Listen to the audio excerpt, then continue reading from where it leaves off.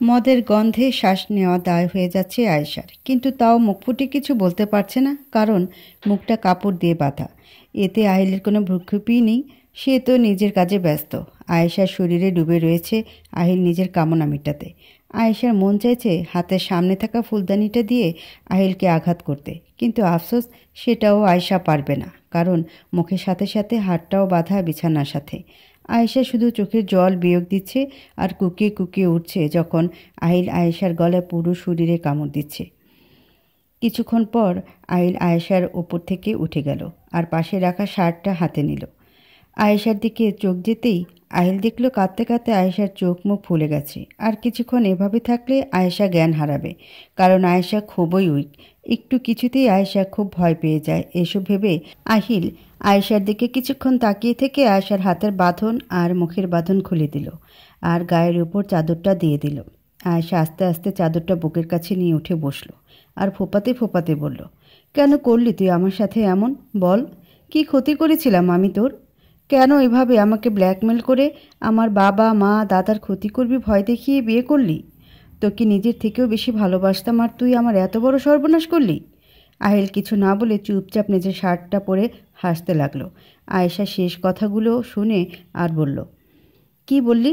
ভালোবাসতিস? হাসাস না আমায়। তুই কোনো দিন আমায় ভালোবেসেছিস? সেন্ট্রাল টেবিল থেকে মদের বোতলটা হাতে নিয়ে গ্লাসে মদ ঢালতে ঢালতে বলল, আহিল, তুই আমার ছোটবেলার বন্ধু। ভালোবাসার মানুষ হয়ে ওঠার আগে তুই আমার বেস্ট ফ্রেন্ড ছিলিস, যাকে সব কথা শেয়ার করতাম আমি, যার সাথে কথা না বলে আমার দিন কাটতো না। অসম্পূর্ণ মনে হতো নিজেকে। তুই বিদেশে চলে যাওয়ায় নিজেকে সবচেয়ে বেশি একা, অসহায় মনে হতো। বড় হওয়ার সাথে সাথে বুঝলাম পারবো না তোকে ছাড়া থাকতে। জীবনের প্রত্যেকটা মুহূর্তেই আমার তোকে দরকার। আস্তে আস্তে আমার ভালোবাসার মানুষ হয়ে উঠলি তুই। সেই তুই বলছিস আমি তোকে ভালোবাসতাম না? সব মিথ্যে। হ্যাঁ হ্যাঁ, সব মিথ্যে। সব সব সব। তুই আর তোর বাড়ির প্রত্যেকে এক একটা ফ্রড, জোচ্চোর, বিশ্বাসঘাতক, প্রতারক। গ্লাসের মদটা একবারে খেয়ে নিল। ব্যাস, আমার সর্বনাশ তো করেছিস। এখন আমার পরিবারের নামেও বাজে কথা বলছিস?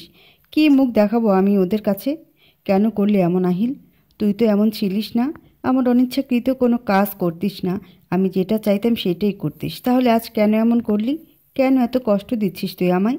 যে তুই আমাকে সবসময় আগলে রাখতিস, বিদেশ গিয়েও প্রত্যেক মুহূর্তে খবর নিতিস, আর আজ সেই তুই কি না আমার এত বড় সর্বনাশ করলি?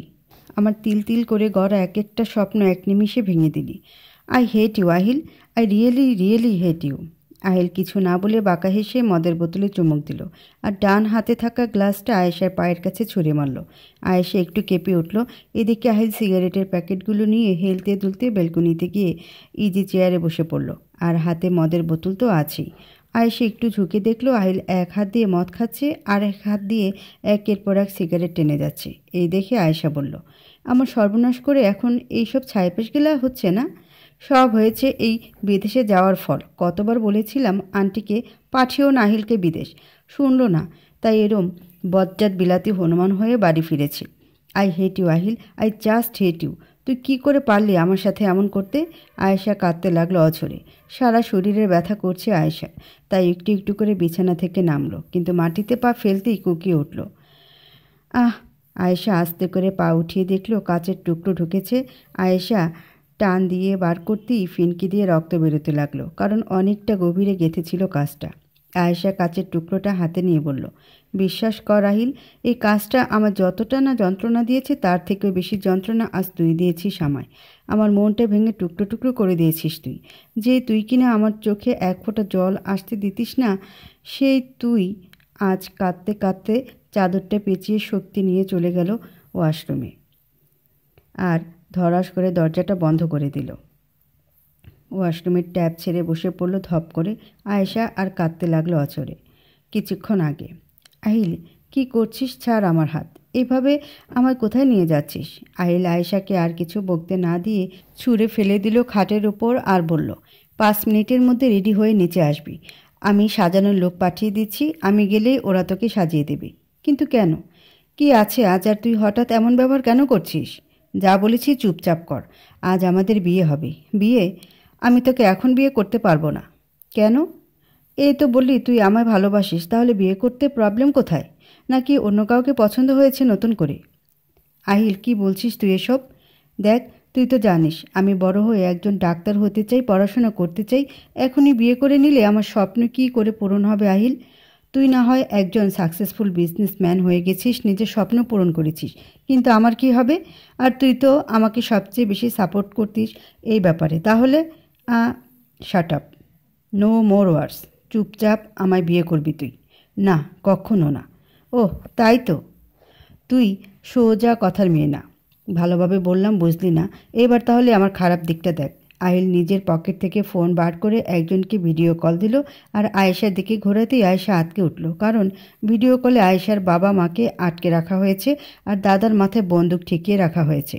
আয়েশা হাত বাড়িয়ে ফোনটা নিতে গেলেই আহিল ফোনটা কেটে দেয় আর বলে, এবার বল, বিয়ে করবি নাকি আমি তোর পরিবারকে করব? আমি তোকে বিয়ে, প্লিজ আমার পরিবারকে কিছু করিস না প্লিজ, কাঁদতে কাঁদতে বলল আয়েশা। গুড গার্ল বলেই আহিল চলে গেল, আর পার্লারের মেয়েরা এসে আয়েশাকে সাজিয়ে দিল এবং কিছুক্ষণের মধ্যে বিয়ে সম্পন্ন হলো। বাসর ঘরে আয়েশা চুপচাপ বসেছিল। অনেক রাত হয়ে যাওয়ায় আয়েশা ঘুমে ঢুলছিল। সেই সময় ধরাস করে দরজা খুলে ঢুলতে ঢুলতে টলমল পায়ে নেশায় চুর হয়ে থাকা আহিল ঢুকলো রুমে আর দরজা বন্ধ করে দিল। ও, বিয়ে করেছিস বলে কি এবার নিজের পুরুষত্ব দেখাবি? আহিল উত্তরে কিছু না বলে একটা দড়ি আনলো আর আয়েশার সামনে এসে বলল, of course baby, come on, let's enjoy. Ahil কথা বলতেই আহিলের মুখ দিয়ে মদের গন্ধ বেরোলো আর আয়েশা আহিলের থেকে দূরে সরে গেল। একদম কাছে আসবে না আমার, ছি, তুই মদ খেয়েছিস? আহিল এক ঝটকায় আয়েশাকে কাছে টেনে নিল আর আয়েশাকে বিছানায় ফেলে হাত মুখ বেঁধে দিল আর নিজের কামনা পূরণ করতে লাগলো। এখন আয়েশা এসব ভাবতে ভাবতে শাওয়ারের তলায় জ্ঞান হারালো। অন্যদিকে আহিল একের পর এক সিগারেট টেনে যাচ্ছে। মদের বোতলে মদ শেষ হয়ে গেছে, তাও যেন আহিলের নেশা হচ্ছে না। চোখ দুটো জ্বালা করছে। আহিল উঠে ঘরে আসতেই বিছানার দিকে তাকালো, দেখলো সাদা চাদরে রক্তের ছোপ ছোপ দাগ। এটা দেখি আহিল হাত মুঠো করে চোখ বন্ধ করে নিল। শুনতে পেল শাওয়ারের আওয়াজ। আহিল ভাবলো অনেকক্ষণ ধরেই তো আয়েশা বাথরুমে, তাহলে কি? ভাবতে না ভাবতেই আহিল ছুটল ওয়াশরুমের দিকে। দরজা বন্ধ পেয়ে দরজা ভেঙে ঢুকে দেখল আয়েশা ফ্লোরে সেন্সলেস হয়ে পড়ে আছে আর জলগুলো রক্তবর্ণ ধারণ করেছে। সেই রক্তের উৎস হলো আয়েশার পা। আয়েশার পা দিয়ে রক্ত বেরিয়ে তা জলের সাথে মিশে লাল বর্ণ ধারণ করেছে। আহিল আর কোনো কিছু না ভেবে শাওয়ার অফ করলো আর ওয়াশরুমে থাকা বার টাওয়ালটা নিয়ে আয়েশার কাছে এসে আয়েশার গায়ে পেঁচিয়ে দিল আর যেই ভিজে টাওয়ালটা ছিল সেটা সরিয়ে দিল আর কোলে তুলে নিল আয়েশাকে। ওয়াশরুম থেকে আয়েশাকে কোলে নিয়ে বেরিয়ে আসলো আহিল।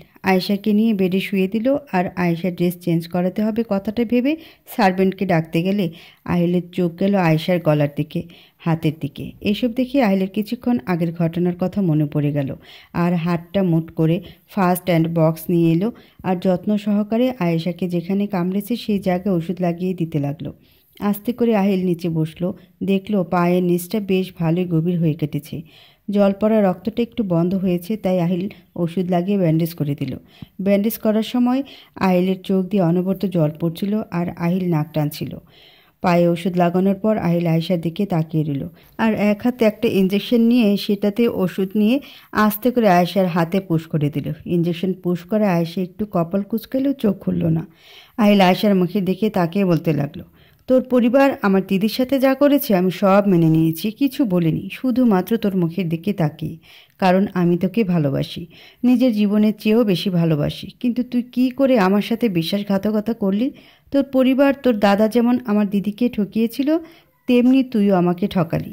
আমি তো তোর বেস্ট ফ্রেন্ড ছিলাম ফার্স্ট অফ অল, তারপরেও কি করে? আসলে আমারই ভুল। আমার বোঝা উচিত ছিল তোর গায়ে বিশ্বাসঘাতকের রক্ত বইছে।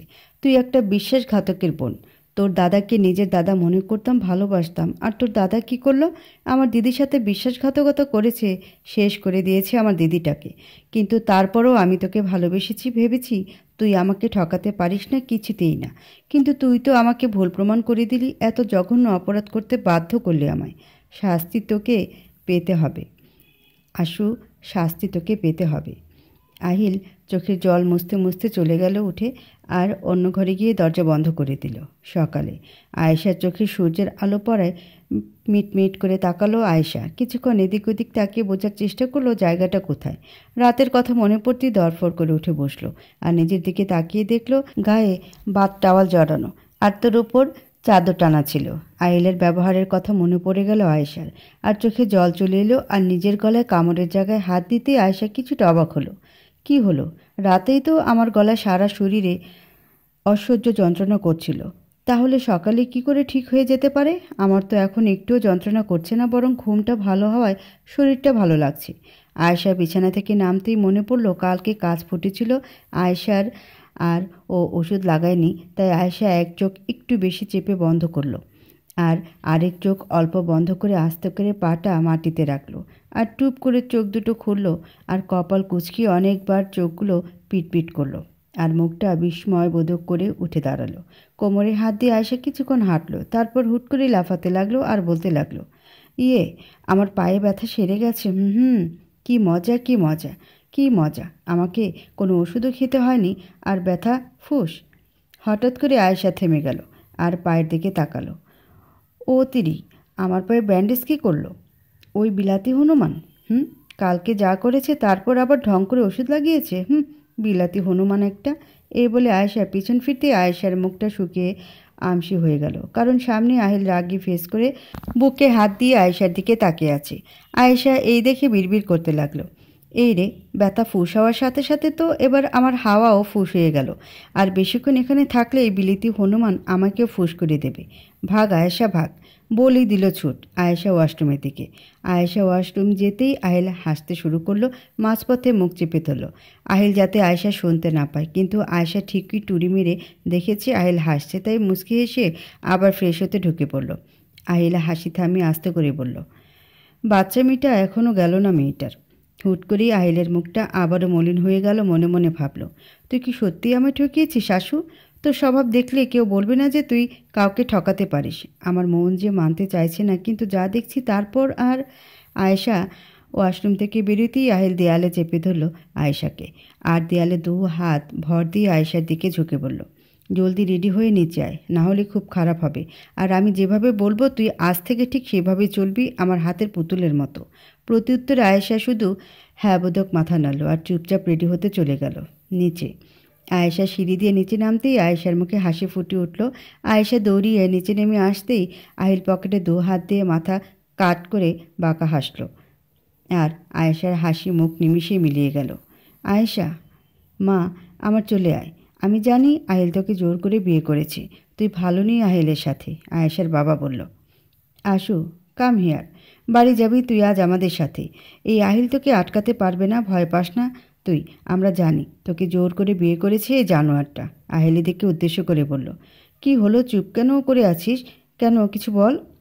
আয়েশার দাদা বলল, কি হলো মা, তুই যাবি না আমাদের সাথে? আয়েশার বাবা জিজ্ঞেস করছে। আয়েশা হাসি দিল এক গাল ভরা, যা দেখি আহিল একটু কপাল কুঁচকালো। আয়েশা বলল, আমি তোমাদের সাথে? আয়েশা হাসি দিল এক গাল ভরা, যা দেখি আহিল একটু কপাল কুঁচকালো। আয়েশা বলল, আমি তোমাদের সাথে? একটু থেমে চোখ বন্ধ করে একটা নিঃশ্বাস নিয়ে বলল, আমি তোমাদের সাথে যাব না বাবা। আয়েশা দাদা বলল, কি? আমি জানি তুই এই জানোয়ারটার ভয়ে এমন বলছিস, ও তোকে ভয় দেখিয়েছে তাই না?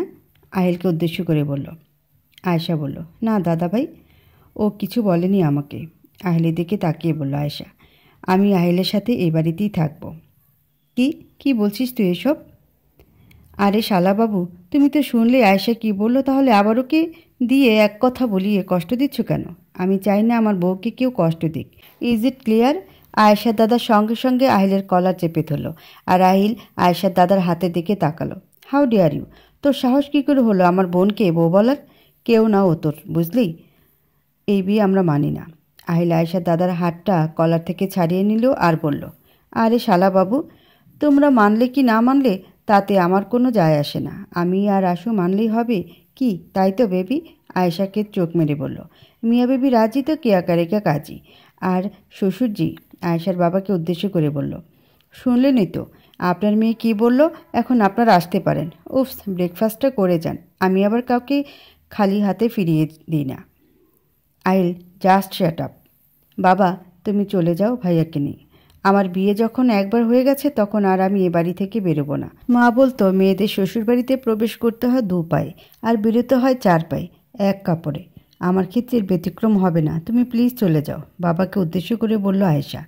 আয়েশার দাদা কিছু একটা বলতে নিলে আয়েশার বাবা চোখ দিয়ে কিছু একটা ইশারা করে, আর আয়েশার দাদা আয়েশার মাথায় হাত বুলিয়ে আহিলের দিকে একবার তাকিয়ে বেরিয়ে যায়।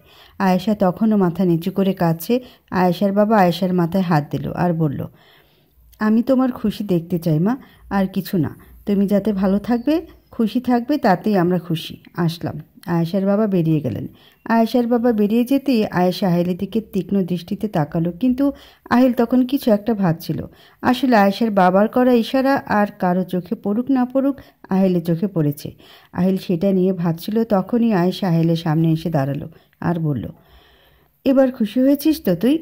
আয়েশার কথায় আহিলের ধ্যান ভাঙলে আহিল আয়েশার দিকে একটু ঝুঁকে বলল, খুশি হয়নি।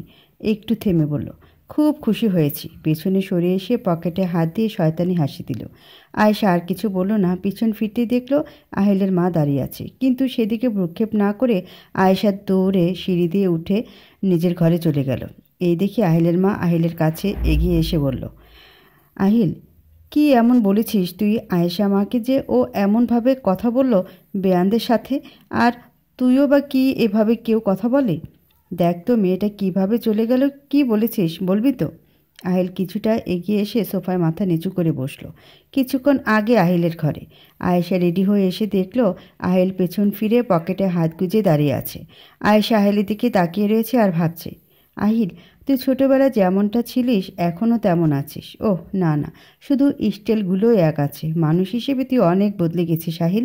আমি আর দেখতে পাই না তোর মধ্যে সে আগের আহিলকে, যে আমার জন্য সব করতে পারতো, সব সময় আমার সাথে হাসি মুখে কথা বলতো। আর এখন আমাকে দেখলে তোর মেজাজ খারাপ হয়ে যায়। কেন আহিল, কেন কেন করছিস তুই আমার সাথে এমন? আয়েশা একটা দীর্ঘশ্বাস ফেলে আহিলকে ডাকলো। বল, কি বলবি? আহিল আয়েশার দিকে ঘুরল আর আয়েশার কাছে এসে আয়েশাকে আপাত মস্তক দেখলো আর বলল, আজকে তোর বাবা আর দাদা আসবে মেবি। মানে তুই কি করে জানলি?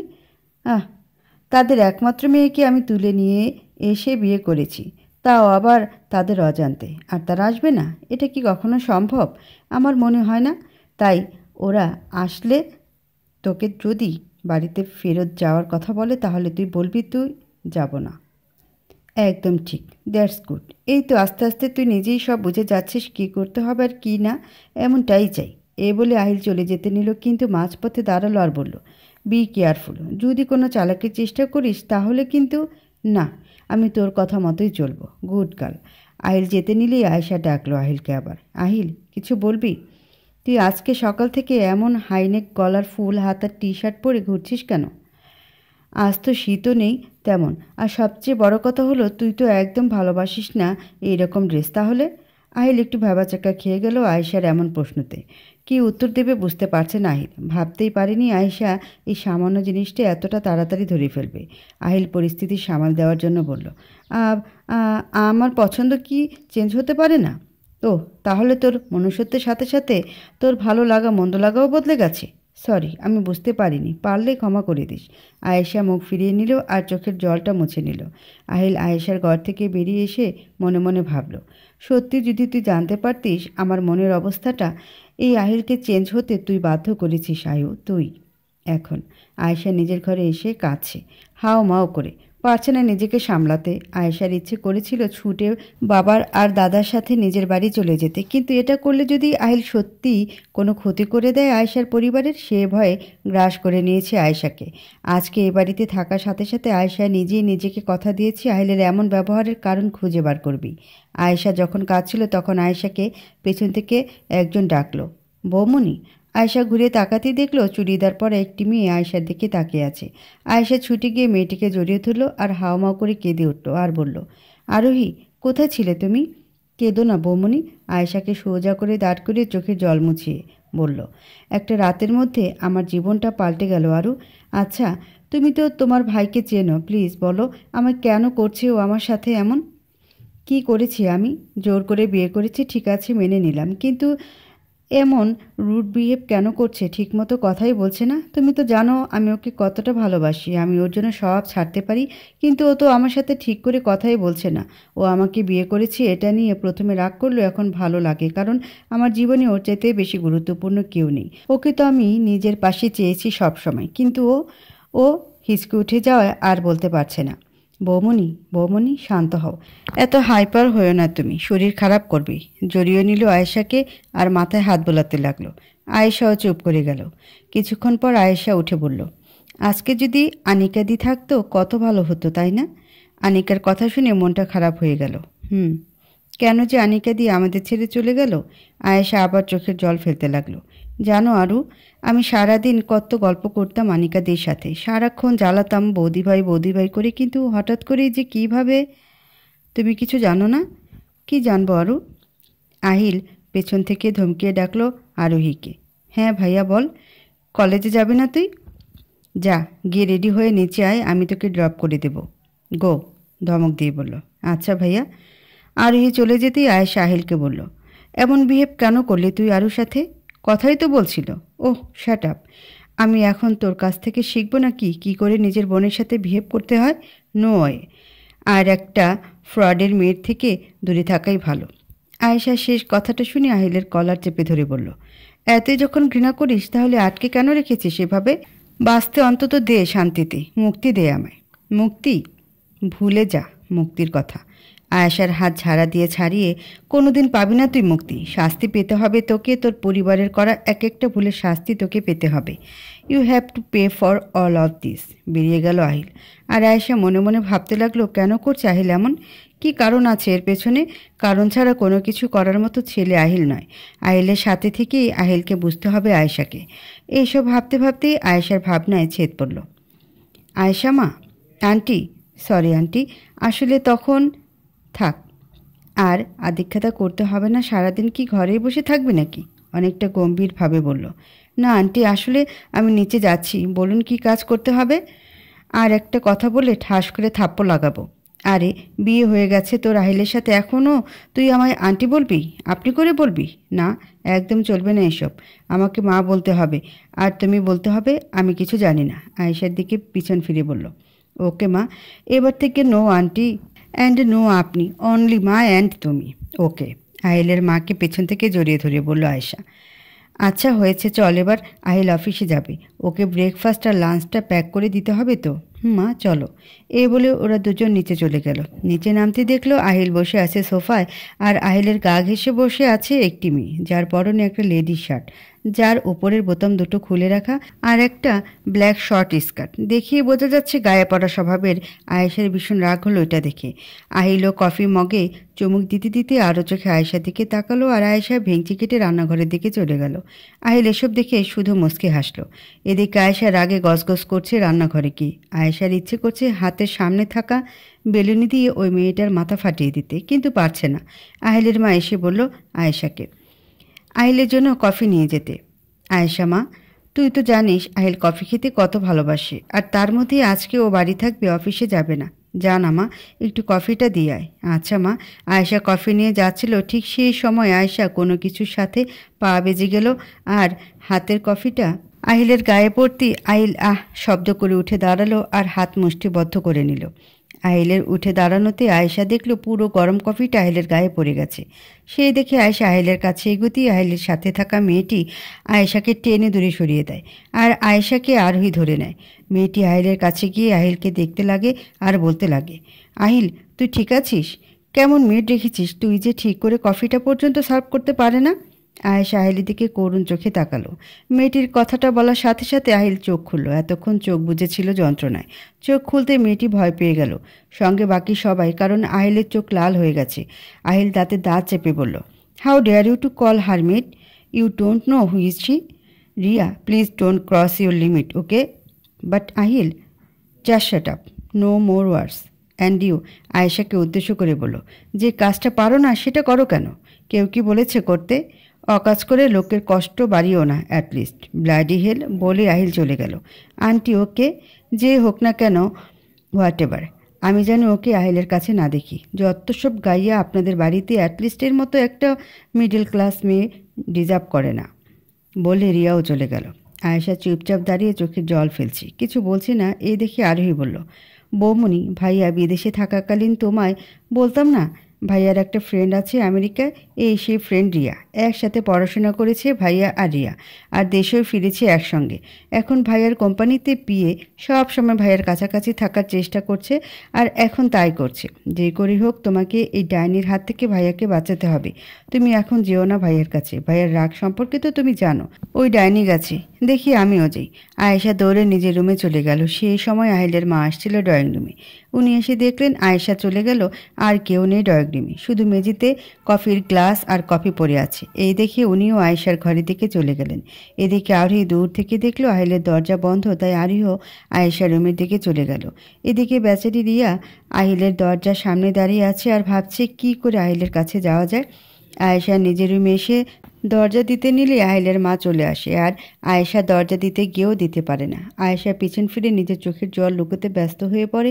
সেই সময় আহিলের মা আয়েশাকে নিয়ে সোফায় বসায় আর বলে, জানিস মা, যখন আমার আনিকা তোদের বাড়ির বউ হয়ে গিয়েছিল, মানে তোর দাদা অঙ্কুরের বউ হয়ে গিয়েছিল, তখন ভয় হচ্ছিল, না জানি আমার মেয়েটা নতুন পরিবেশের সাথে খাপ খাওয়াতে পারবে কিনা।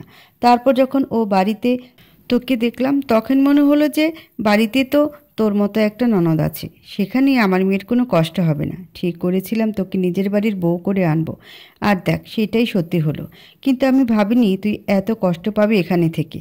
আমি জানি না আজ কি হয়েছে ড্রয়িং রুমে, কিন্তু যতটুকু বুঝেছি আহিল তোকে কিছু একটা বলেছে, কিংবা ওই রিয়া। তুই তো জানিস আহিলের রাগ সম্পর্কে রেগে গেলে কি করে কি বলে কিচ্ছু ঠিক থাকে না, তাই ওর কথায় মন খারাপ করিস না। মা, বিশ্বাস কর, আমার আহিল তোকে উন্মাদের মতো ভালোবাসে। পেছন থেকে আরোহী বকে উঠল, তার প্রমাণ আজ বৌদি পাবে, আমি দেব সেটা। আরু, এমনটা করিস না তুই, তোর ভাইয়ার রাগ তুই জানিস না। যা হবার হবে মা, আমি এভাবে দুজনকে কষ্টের মধ্যে দেখতে পারবো না। এই বলে আয়েশার হাত ধরলো আর উঠে দাঁড় করালো। চলো বৌদি আমার সাথে। এদিকে আয়েশা তো কিছুই বুঝতে পারছে না আরোহী কী বলতে চাইছে। নীরবভাবে আরোহীর সাথে যেতে লাগলো আয়েশা। আরোহী আর আয়েশা আহিলের রুমে ঢুকতেই দেখলো আহিল দাঁড়িয়ে আছে পেছন ফিরে রুমের ব্যালকনিতে যাওয়ার দরজার সামনে, আর থাই গ্লাস ভেদ করে সূর্যের আলো এসে ঘরটাকে ঝলমল করে তুলেছে। আহিলের পেছনে মাথা নিচু করে দাঁড়িয়ে আছে Riya. I am sorry Ahil, আসলে আমি চিনতে পারিনি ওটা আয়েশা। বাট আহিল, ও যদি আয়েশা হয় তাহলে আমি বলবো she don't deserve you, she don't deserve your family. এটা কেমন মেয়ে যে তোকে ঠিক করে একটা কফি দিতে পারে না? এই মেয়ে তো তোর ঠিক করে কেয়ার পর্যন্ত করতে পারবে না। তুই কি করে এমন একটা মিডল ক্লাস মেয়ে? কথাটা শুনতে আয়েশা চলে যেতে চাইল, কিন্তু আরোই আটকে দিল আর ইশারে পুরোটা শুনতে বলল, just shut your mouth damn it. তোকে আমি নিচেও বললাম, এখনও বলছি, আয়েশা নামে কোনো কথা তুই বলবি না। কেন জানিস? কারণ তুই ওর নখের যোগ্য নস। বিদেশি থেকে বিদেশিদের মতো ব্যবহার করলে শুধু স্মার্ট হওয়া যায়, একজন বাঙালি নারী হওয়া যায় না। আমার আয়েশা সম্পূর্ণ। ও যেমন বাঙালি মেয়েদের মতো শাড়ি পরতে জানে, বাঙালি আদব কায়দা জানে, কী করে বড়দের সম্মান করতে হয়, শ্রদ্ধা করতে হয়, কী করে বাচ্চাদের স্নেহ করতে হয়, শাসন করতে হয়, এসব জানে। ঠিক তেমনই তোদের মতো বিদেশি ড্রেস পরতে জানে, বিদেশিদের আদব কায়দা জানে, কিন্তু তোর মতো রাত বিরেতে পার্টি করতে যায় না। মোট কথা, আমার আয়েশা নারী জাতিকে সম্মান দিতে জানে, তোর মতো আর বললাম না। সো প্লিজ আয়েশার নামটা যেন আমি তোর মুখে না শুনি। বৌদি বলবি এবার থেকে ওকে। তোর কথা শেষ হয়ে গেলে আসতে পারিস, please leave me alone. Riya এসব শুনে গজগজ করতে করতে বেরিয়ে গেল। রিয়া বেরিয়ে আসতেই আরোহী আয়েশাকে বলল, একটা সত্যের মুখোমুখি হলো তো যে আমার ভাইয়া তোমাকে ভালোবাসে। এবার প্রমাণ পাবে। বলি গড়গড় করে রিয়াকে একটা ধাক্কা দিয়ে রুমে ঢুকে গেল। রিয়া বেরিয়ে এসে আয়েশাকে বলল, কি মনে করো তুমি নিজেকে? আহিলের থেকে দূরে থেকেও আহিলকে নিজের মুঠোয় করে রেখেছিলে, আর এখনও চুপচাপ আহিলের জীবন থেকে সরে যাও, কারণ তোমার মতো মেয়ে আহিলের যোগ্য না।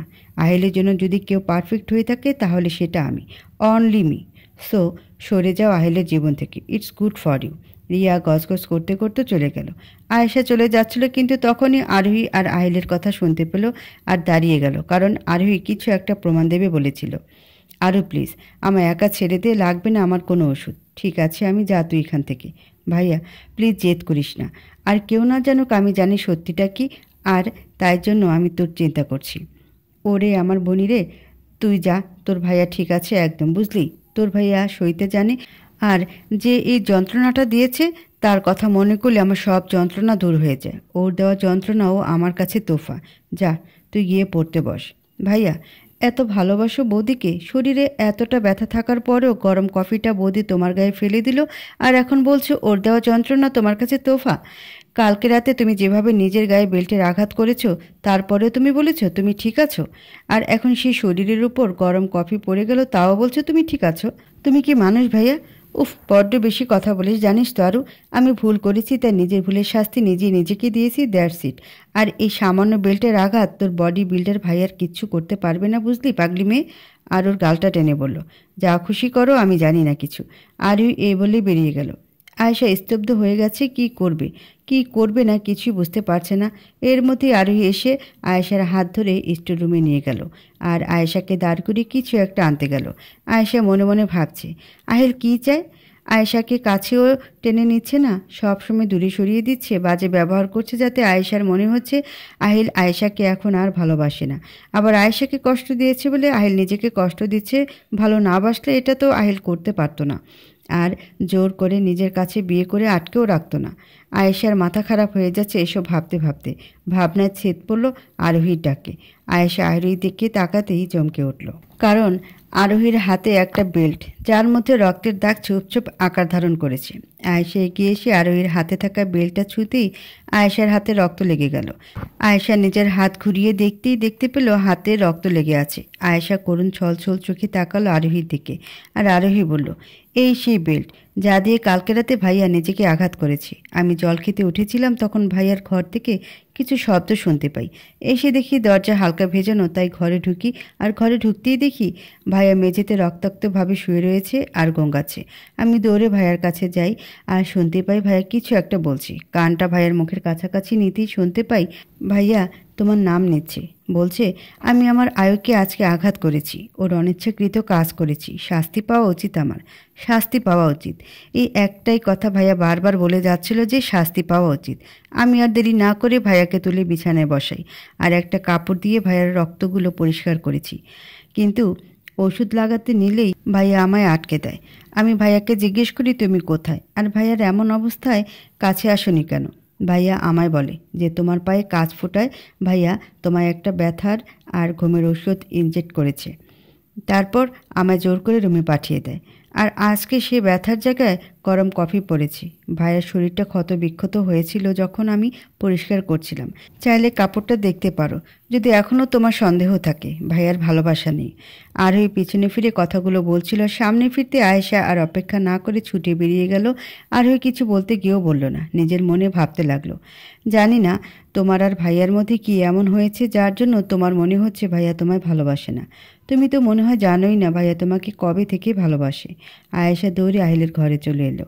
আহিল পেছন ফিরে দাঁড়িয়ে সিগারেট খাচ্ছিল, তাই বুঝতে পারিনি কে এসেছে। আহিল ভেবেছে আরোহী হয়তো আবার ওষুধ লাগানোর জন্য এসেছে, তাই আহিল পেছন ফিরে সিগারেটে টান দিতে দিতে বলল, আরু তুই বললে শুনবি না? না, আমি তো বললাম আমি ঠিক আছি, লাগবে না আমার ওষুধ, তুই যা পড়তে বস। আয়েশা শুধু আহিলের পিঠের দিকে তাকিয়ে আছে। আহিলের পিঠে বেল্টের আঘাতের দাগ স্পষ্ট বোঝা যাচ্ছে, লাল লাল লম্বা লম্বা হয়ে দগদগি উঠেছে দাগগুলো। তার মধ্যে আহিলের কাঁধের দিকটা লাল চাকচাক হয়ে রয়েছে। এটা কফিটা পড়ার জন্য হয়েছে, যেহেতু কফিটা পিঠে পড়েনি বুকে পড়েছে, তাই রক্ষা না হলে যে কি হতো ভেবেই আটকে উঠছে আয়েশা। ভয়ানক লাগছে দেখতে, যে কেউ এটা দেখে শিউরে উঠবে। আয়েশা আহিলের কথাগুলো ভেবে ডুকরে কেঁদে উঠল। এদিকে আহিল ভেবেছিল আরোহী চলে গেছে, কিন্তু কান্নার আওয়াজ শুনে বুঝতে পারল এটা আরোহী না আয়েশা। কিছুক্ষণ চুপ থেকে বলল, কেন এসেছিস এ ঘরে? কিছু হয়নি আমার, এটুকিতে মরবো না আমি। আহিলের বলতে দেরি হলো, কিন্তু আয়েশার আহিলের কাছে আসতে দেরি হলো না।